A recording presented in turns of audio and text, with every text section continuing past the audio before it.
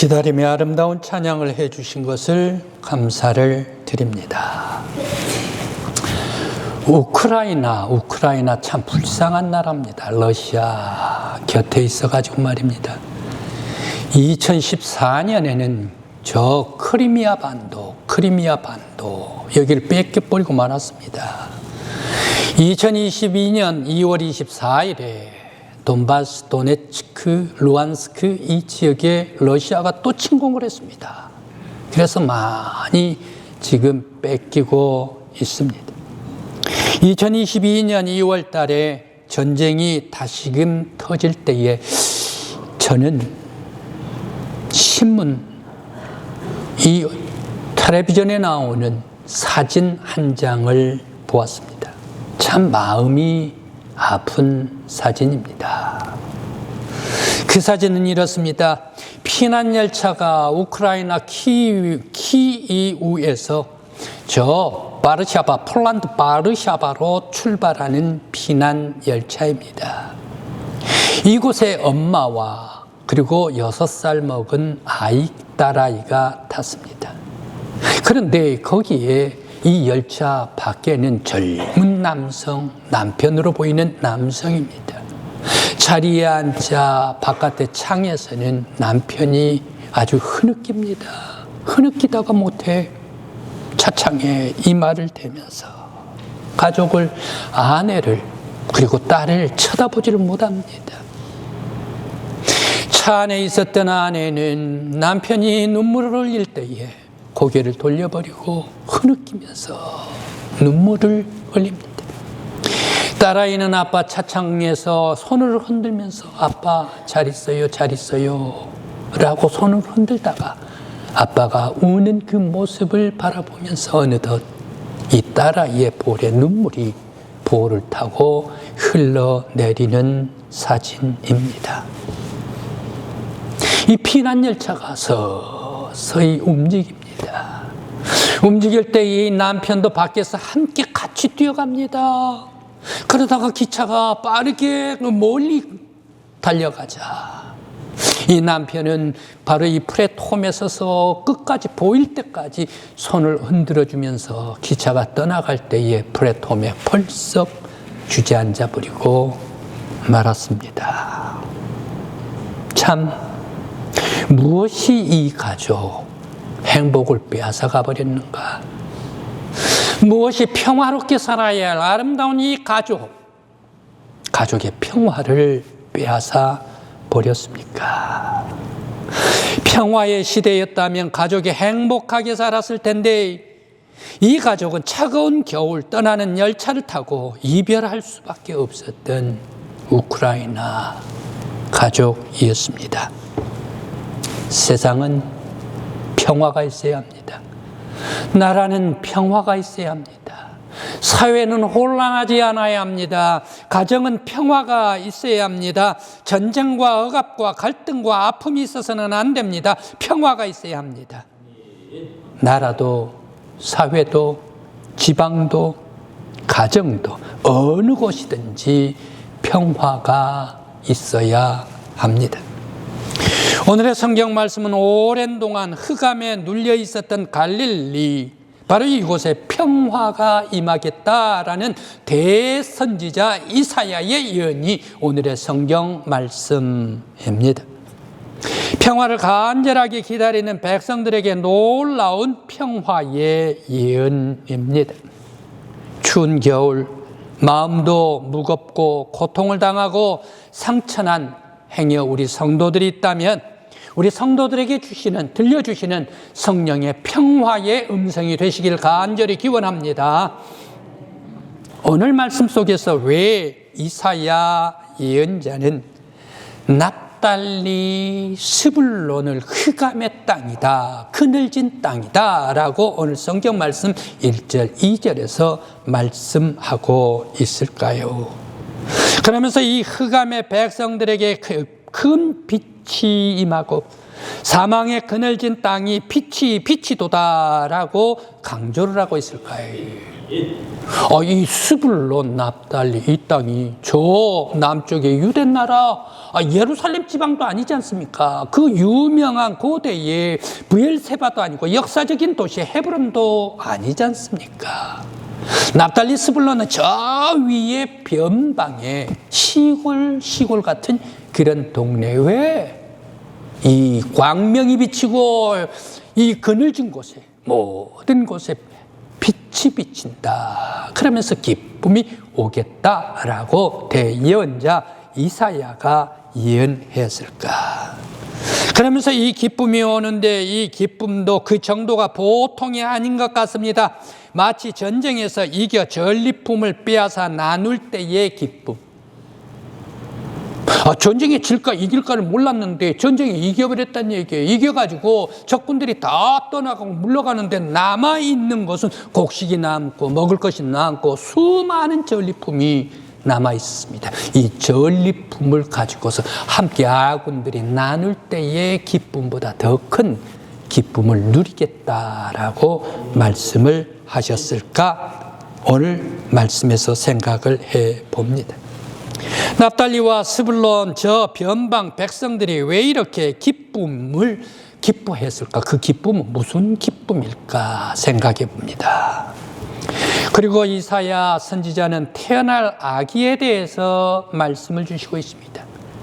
태어날 아기가 있는데 이 아기는 묘사라, 기묘자라, 모사라, 평강의 왕이라, 전능하신 하나님이시라, 영원하신 아버지시라 라고 왜 이렇게 그 이름을 불렀을까 생각을 해봅니다. 태어날 아기가 능력자였으면 좋겠다라는 소망을 실어서 그렇게 예언을 했을까? 아니면 당시 유대 나라가 위기의 상황에 있을 때에 바로 이 기묘자, 모사, 전능하신 하나님, 영존하신 아버님, 평강의 왕이라 태어났으면 좋겠다라는 그러한 소망 가운데에 기다리고 있었을까? 왜 태어날 아기가 다스리는 나라는 든든하고 굳세게 세워지고 영원한 정의와 공의로 통치할 뿐이시다라고 말하고 있을까요? 태어날 아기는 누구이기 때문에 이런 엄청난 놀라운 그러한 나라를 세워주신다라고 말하고 있을까 생각을 해봅니다. 오늘 말씀을 우리들이 조금 이해를 쉽게 하기 위해서는 그 당시 유대 나라의 상황, 정치적인 정황을 알아야 됩니다. 바로 예언자 이사야가 예언을 했을 때 그 시기에는 우시야 그리고 아하스 임금 그리고 히스기야 임금 그리고 또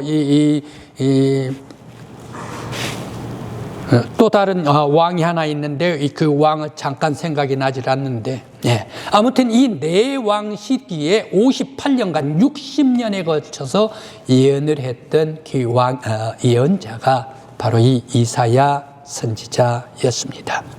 그런데 그 왕들 중에 때는 히스기야 왕 때에 예언한 말씀이 오늘 말씀입니다. 그때가 700년경, BC 700년경입니다.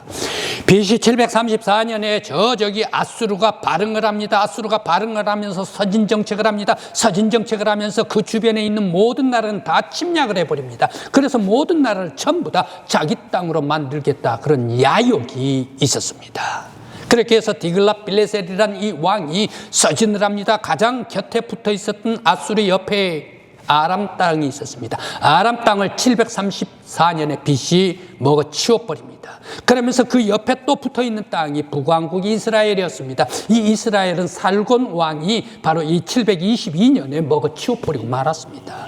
그것만 해가지고 끝났습니까? 바로 위에 있는 두로와 시돈, 지금의 레바논 이 지역도 701년에 먹어치워버리면서 아울러 이스라엘과 붙어있는 블레셋, 바로 이 블레셋 땅을, 가자 땅을 역시 아수르가 공격해가지고 모두가 다, 모든 나라가 다 멸망당해버리고 말았습니다.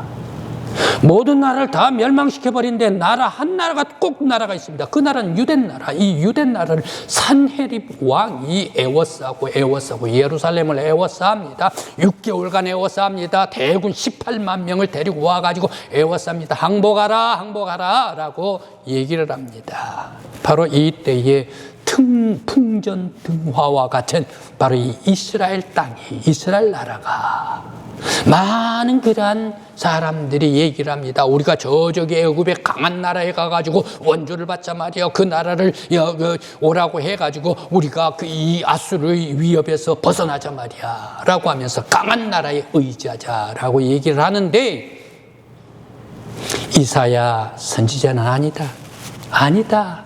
이사야. 오직 구원은 하나님밖에 없단 말이야. 하나님께 의지한다. 이사야의 뜻이 하나님은 구원이시다라는 그런 뜻입니다. 그러면서 하나님께 돌아가야 한다라고 예언했던 이사야였습니다. 그 시대는 어떤 시대였습니까? 애워싸고 예루살렘을 애워싸니까 밖으로 오고 갈 수가 없습니다. 곡식이 통과를 해야 먹을 것이 있죠. 그리고 과일들이, 채소들이 있어야 되죠. 6개월 동안 땅 애워싸 버렸으니까 무엇을 먹고 살아요?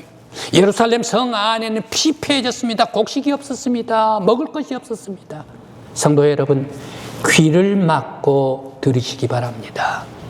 바로 이때에 아이들이 굶어서 죽어가면 바로 이 시체 죽은 대로 바로 누가 먹습니까? 사람들이 인육을 먹었다. 바로 그런 시대가 이 시대였다. 말할 수 없는 괴로운 시기가 바로 이때였다라는 말씀입니다. 이때에 예언자 이사야가 예언을 합니다. 이 가장 우리에게 소중한 것이 있다면 무엇이겠는가? 전쟁이겠는가? 싸움이겠는가? 미움이겠는가? 갈등이겠는가? 아니란 말이야. 우리나라에 있어서 가장 필요한 것이 평화요. 억압에서 해방이다라고 예언을 해 주십니다. 그러면서 저기 가장 변방에 있는 납달리, 그리고 변방에 있는 스불론에게 흑암의 지역, 그늘진 지역이 있는데 여기에서부터 가장 먼저 빛이 들어오게 될 것이다. 광명의 해방의 빛이 들어오게 될 것이다. 들어오면서 모든 사람들이 기쁨으로 전리품을 나누듯이 해방, 평화가 있어서 전리품을 나눌 것이야. 바로 그 사람이 누군가? 오게 해줄 사람이 누구인가? 메시아, 하나님의 아들, 우리의 구원자가 오실 것이다 라고 예언해 주셨습니다. 바로 이 스불론, 납달리 이 지역은 우리나라로 얘기를 하면 어떤 곳입니까? 우리나라로 얘기를 하면 저기 속초, 화천, 그리고 춘천, 그리고 철원, 연천, 파주, 바로 이러한 지역입니다. 공통점이 뭡니까? 휴전선의 전방이란 얘기. 납달리, 스불론이 바로 이 아수르 적경, 아람 적경 이방 나라에 출입되는 그러한 가장 변방 지역이 납달리, 스불론이다라는 말씀입니다. 흑암의 그늘진 곳, 아수르가 침입하면 꼼짝없이 제일 먼저 공포와 두려움, 불안한 곳이 납달리, 스불론이었다. 이 땅에 있는 남자들은 어떻게 됩니까? 침공해서 나라가 져버리면 어떻게 됩니까? 남자들은 전부 다 포로가 돼서 잡혀가지요. 포로가 돼서 잡혀가면 어떻습니까? 저 스발와임, 하발 이방 나라 땅에다가 던져버리면 바로 그곳에서 고향에 가지도 못하고 돌아오지도 못하고 아내, 남편, 그리고 아내, 그리고 또 자녀들 보지도 못하고 외국에서 이방 나라에서 노예로 살다가 죽어가야 하는 것이 바로 이 스불론 납달리 지방의 남자들이다. 그러면 남자들은 그렇게 해가지고 다 떠나가 버리면 여성들은 평화롭게 살고 있을까? 아니란 얘기. 전쟁이 나면 가장 남자들보다 더 힘들고 괴로운 것이 여성입니다. 침략자들이 여성을 그대로 놓아두지를 않습니다. 젊은 군인들이 놓아두지를 않습니다. 종으로 부리고 노예로 부리고 놀이개처럼 부리게 됩니다. 고통도 고통, 아픔도 아픔이자 여성들에게 제일 괴로운 것이 수치심이다 라는 얘기입니다. 말할 수 없는 수치심입니다. 제일 먼저 두려움과 공포에 질려 그늘진 곳이 납달리 스불론이었습니다. 그런데 한 아기가 태어나면 기묘자, 모사, 전능하신 하나님, 영존하신 아버지, 이 한 아기가 태어나면 바로 이 슬픔과 수치와 고통이 변화해 기쁨과 환희로 변하게 될 것이다. 그분이 오실 메시아다라고 말해주고 있습니다. 그 이름은 어떤 이름입니까?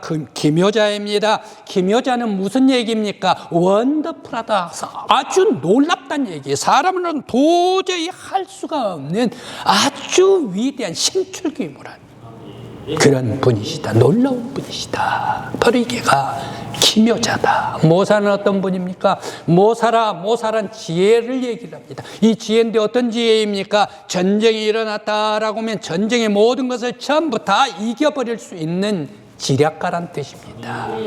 바로 이 전쟁에서 제갈량 같은 사람이 있습니까? 아무 싸우기만 하면, 전쟁이 붙기만 하면 모든 적군들을 다 물리쳐가지고 이겨버릴 수 있는 지략이 있는 것이다. 이게 모사다라는 얘기입니다. 또한 전능하신 하나님이시다. 하늘과 땅에서 창조주 여호와 하나님보다 더 위대하고 능력 있는 사람이 또 있을까? 아무도 없다는 얘기. 하늘과 땅에서 가장 위대한 능력자가 전능하신 하나님의 아들이시다. 오실 아기다.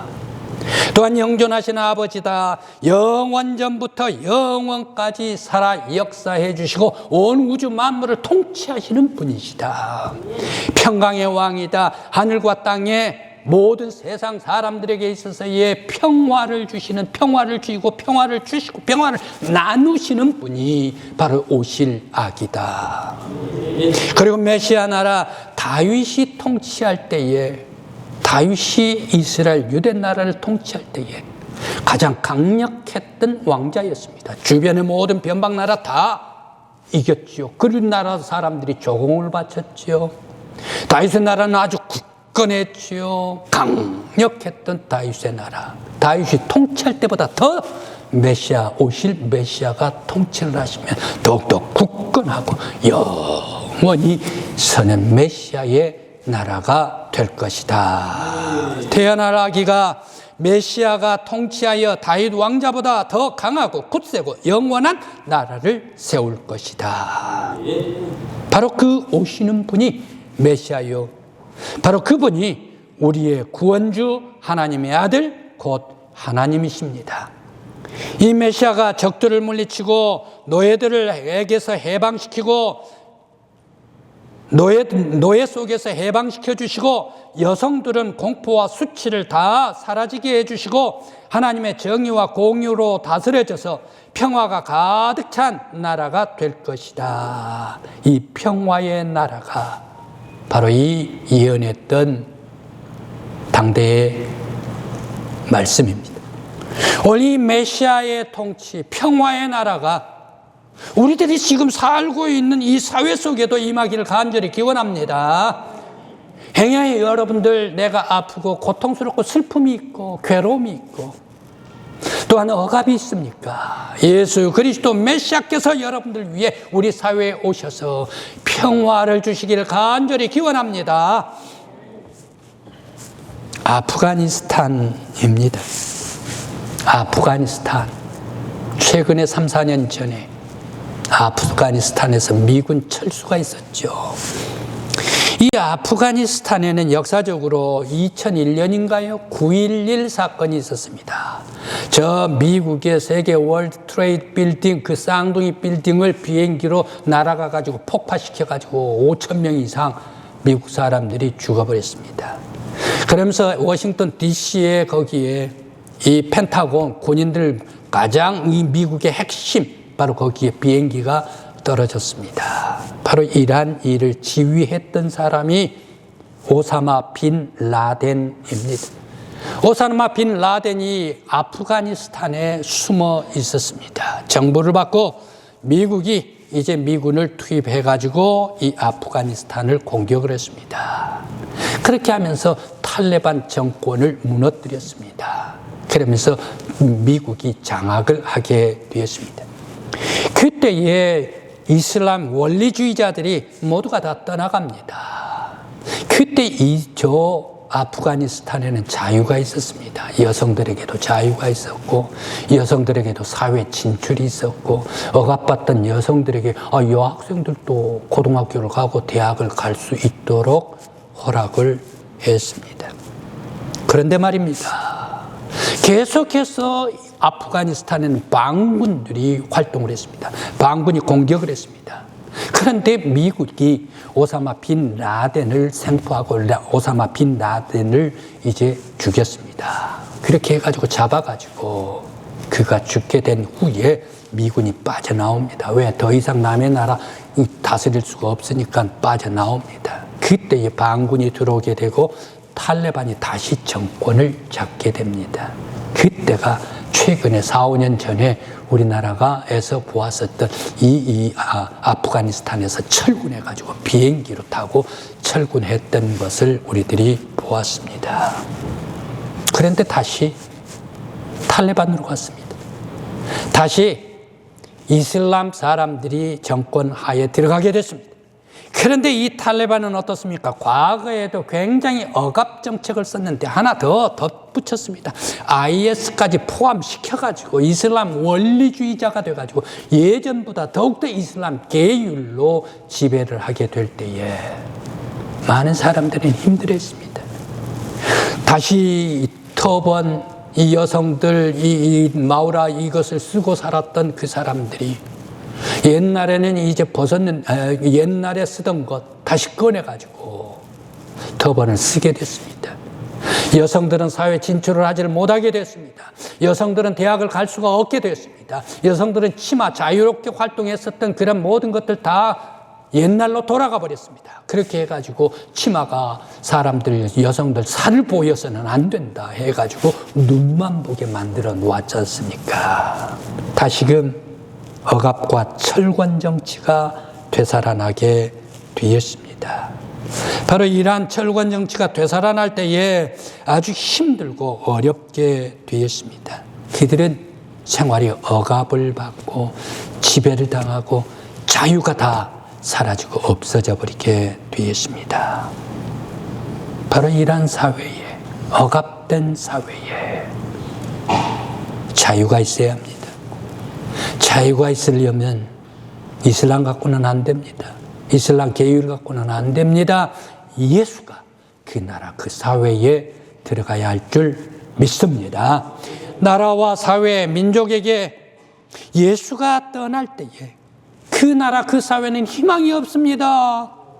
자유가 없어집니다. 평화가 없어집니다. 두려움과 공포만 들어옵니다. 백성은 착취당하고 여성들은 공포에 시달려야 합니다. 바로 이런 사회에 예수가 들어와야 할 줄 믿습니다. 그 대표적인 민족, 그 대표적인 나라가 어느 나라입니까? 우리 한반도 대한민국과 북한입니다. 남한은 지금 잘 살고 있습니다. 세계적으로 경제 12대국이 되었습니다. 몇 년 전에는 10대국까지 되었는데 2단계가 뒤로 늦춰가지고 멕시코까지 밀리게 됐다니 최근에. 그런데 그럼에도 불구하고 세계 12대국은 잘 사는 그런 나라가 우리 대한민국이 되었습니다. 그런데 이 대한민국이 잘 살다가 웬 말인가 계엄이 최근에 지난 주간에 계엄이 있었습니다. 계엄은 군대가 들어와서 자유를 제한하고 국회의원들 정치를 못하고 그리고 헌법을 군대가 대신해서 다스리겠다라는 게가 계엄입니다. 저는 계엄을 벌써 3번 맞이하면서 살았습니다. 박정희 대통령 5공화국 때 그러면서 끝날 무렵에 계엄이 있었습니다. 그 계엄, 저희들은 그 당시에는 서울에 학교를 다닐 때에 전철 1호선 하나밖에 없었습니다. 1호선에 학생들이 같이 학교에 3355 전철을 타고 내리고 들어가려고 하면 어떻습니까? 반드시 계엄군들이 학생들 우리들에게 와가지고 가방 열어 해서 빼뜨려가지고 가방 열고 전부 다 쏟아가지고 하나씩 주워 담았던 때가 저희들이 대학 다니던 계엄시대의 생활이었습니다. 또 두 번째는 5.18입니다. 전국적으로 5.18 계엄은 이 선포가 되지를 않았지만 광주하고 전라남도 지역에는 계엄이 선포됐습니다. 그때 저희가 살던 여수 지역은 여수화학공단 국가산업공단이 있었기 때문에 바로 이 계엄군대가 와가지고 지키고 있었습니다. 우리 집 앞에서 계엄군대가 일개 대대가 들어와가지고 거기에서 관리를 하고 있었습니다. 상당히 힘들었었습니다. 그리고 지금입니다. 지난주입니다. 바로 이 계엄, 이란 모든 군대가 헌법을 지안시켜버리고 군대가 와가지고 모든 사람들을 조사하고 정치를 하겠다. 사람들의 자유를 빼앗아버리는 게가 군대 정치 계엄시대다라는 얘기입니다. 바로 이 계엄은 철회됐지만 대통령 탄핵까지 되었는데 이제 국회에서 결의를 했는데 아직까지 남아있는 것은 헌법재판소의 판결은 아직 남아 있습니다. 우리는 이 사회가 우리나라에서 하나님의 정의로 다스려져야만 될 줄 믿습니다. 하나님의 공의로 다스려져야만 될 줄 믿습니다. 사람이 다스리는 안 돼요. 정치를 군대가 해서는 안 돼요. 하나님의 공의와 하나님의 정의와 그리스도의 사랑으로 이 사회가 다스려져야 될 줄 믿습니다. 우리는 우리나라 사회가 하나님의 공의로 다스려지기를 원하면서 기도해야 할 줄 믿습니다. 그리고 우리는 아름답고 자유스럽고 평화스러운 나라를 우리 후손들에게 물려주어야 할 줄 믿습니다. 남한은 이렇게 세계 속에 훌륭한 국가가 되었는데 북한은 어떻습니까? 철저하게 통제된 사회입니다. 자유가 없습니다. 독재자 김정은 한 사람을 위한 사회입니다. 백성들이 일을 하는데 월급을 받는다. 월급이 없다는 얘기도 맞고 월급이 있다는 얘기도 맞고 그런데 월급이 없다는 얘기가 오히려 더 맞을 것 같습니다. 있기는 있대요. 여러분, 백성들이 북한 백성들이 일을 열심히 한 달 30일 열심히 일합니다. 열심히 일해가지고 받은 돈이 얼마인가 놀라지 마십시오. 우리나라의 초코파이가 북한에도 팔린답니다. 그런데 그 초코파이 하나 값이 못 된다네요. 월급이 30일 일해가지고 벌어가지고 드린 이 월급이 초코파이 하나도 못 사 먹을 정도가 북한의 월급이다라는 얘기입니다. 무엇을 얘기를 합니까? 우리나라에 50년 전에 운력이라는 것이 있었습니다. 반드시 나라에 사방봉사를 하면 집집마다 나와가지고 나라의 일을 도와야 합니다. 그러면서 운력을 나갑니다. 그래 이 집 저 집 저 집 해가지고 운력을 나갔는데 안 나갔다 나갔다라는 것이 다 체크가 됐습니다. 그때 나라를 위해서 공짜로 일해주는 것이 운력이었습니다. 아마 젊은 사람들은 목사님 지금 무슨 얘기하는 거 아마 잘 모르실 거예요. 네. 그런 운력, 나라를 위해서 운력을 해줘야 했습니다.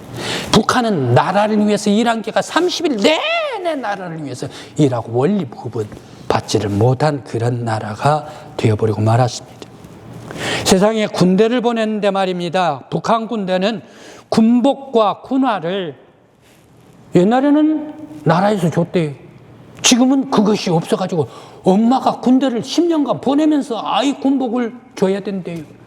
군화도 줘야 된대요. 그런 나라가 북한이다. 북한의 군대는 어떻게 돼버렸습니까? 제대로 먹을 것이 배급이 되지를 않으니까 군대가 오히려 도둑대가 돼가지고 민간인들 곡식을 전부 다 훑어 가버리는 게가 북한 군대다라고 얘기를 합니다. 왜 이런 사회가 되었습니까? 옛날에는 자유가 있었는데 북한이 1960년, 70년대는 우리 남한보다 더 잘 살았는데 왜 이런 거짓 나라가 되어버리고 말았는가? 북한 땅은 말입니다. 저 선천 땅, 평양 땅, 이 땅에는 옛날에 바로 이 동양의 예루살렘이다. 동양의 예수를 믿는 사람 중에 최고 앞서는 도시가 평양이요 선천 땅이다. 그 땅에 장날이 주일날이면 바로 이 많은 사람들이 교회에 가야 되기 때문에 장이 서지를 않고 파장이 되어버린답니다. 그 정도로가 바로 이 선천 땅, 예수 믿는 사람으로 바글바글했던 곳이 평양이고 선천 땅이었는데, 공산당 김일성이가 딱 들어와가지고 교회를 뺏어가지고 무기고 만들어버렸습니다. 예배드린 사람들 모두가 다 죽여버립니다. 그러면서 성경 가지고 있는 사람들 다 핍박해버립니다. 예수를 쫓아내버리고 말았습니다. 왜 이런 거지가 되어버렸습니까? 예수를 쫓아내버릴 때 거지가 되어버리고 말았다라는 말씀입니다. 그래서 이 공산주의 핍박을 피해가지고 기독교인들이 1946년부터 계속해서 남쪽으로 내려왔습니다. 결정적으로 피난민이 가장 많이 올 때가 6.25 전쟁 사변 속에서 1951년 1월 4일 일사 후퇴를 맞이해서 수많은 사람들이 저 해주에서 그리고 함흥에서 미군의 배를 타고 일사 후퇴로 내려오게 되었습니다. 자기의 집 다 버리고 논 다 버리고 재산 다 버리고 남한으로 예수님을 쫓아내고 교회를 문을 닫고 예배를 못 드리게 하고 성경을 가지고 있는 것을 죽여버리기까지 하는 북한 사회, 그 나라가 심판을 받아서 거지가 되어버리고 말았습니다.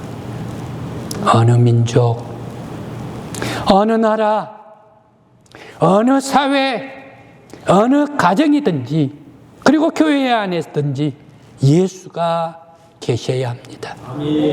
예수가 계시는 곳에 사랑이 있습니다. 예수가 찾아오는 곳에 자비가 있습니다. 정의가 있습니다. 공의로 통치됩니다. 예수가 계시는 곳에 평화가 있는 줄 믿습니다. 그러나 예수를 쫓아내는 곳은 세상 그 어떤 곳이라도 정의가 없습니다. 공의가 없습니다. 평화가 사라져버립니다. 자비와 긍휼이 없습니다. 독재가 있고 두려움이 있고 공포가 있고 바로 이런 아픔과 갈등이 떠나지 않는 곳입니다. 예수 없는 곳에 싸움과 전쟁과 아픔만 있을 뿐입니다. 우크라이나 피난 열차를 타고 이별했던 아내와 딸, 그리고 전장으로 나아가는 그런 아버지, 남편. 저는 곰곰 생각해 봅니다. 이 남편은 살았을까? 죽었을까? 다시금 키우러 와서 평화롭게 가정이 행복하게 살고 있을까? 우크라이나 피난 열차를 타고 이별하는 딸과 아내, 전장으로 징집되는 남편, 그 나라, 그 사회, 그 가정, 부부에게도 예수님께서 오셔서 평화를 주셔야 할 줄 믿습니다. 전쟁은 고통을 주고 메시아는 평화를 주고, 전쟁은 공포를 주고 메시아는 소망을 주고, 전쟁은 혼란을 주고 메시아는 평온을 주고, 전쟁은 두려움을 주고 예수는 사랑을 주고. 예수여, 이 세상에 어서 오소서.